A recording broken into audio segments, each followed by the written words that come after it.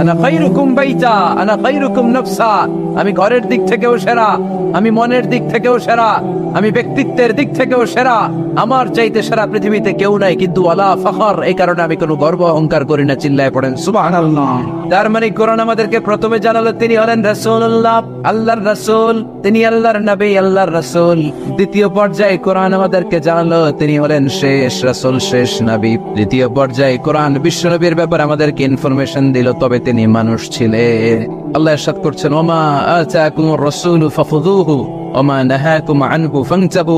তোমাদের নবী যা নিয়ে এসেছেন ধরো, যা নিষেধ করেছেন ছাড়ো, কারণ তিনি তোমাদের মডেল।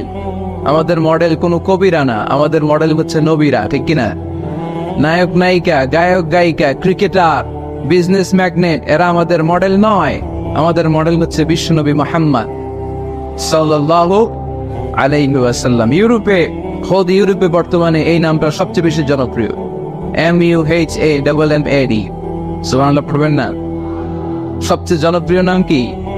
মুহাম্মদ। কারণ ইউরোপের ইয়াং সোসাইটির, মুসলিম ইয়াং সোসাইটির ছেলেরা এমন ভাবে তারা দাওয়াতি কাজ করতে শুরু করেছে, বিষ্ণু ইসলামের নামটা গোটা ইউরোপ জুড়ে ছড়িয়ে পড়েছে।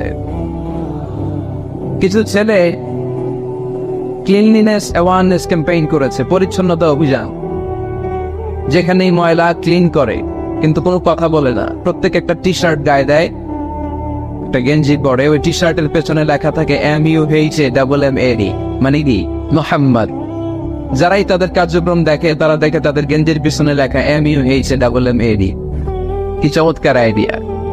ইউরোপিয়ান লোকদের মাথায় চিন্তা, কারা এরা, এত ভদ্র কেন, কেন এত পরিচ্ছন্নতার অভিযান করে, আর তাদের গেঞ্জির পিছনেই এই শব্দটা লেখা কেন, MUHAMMAD? Who is this?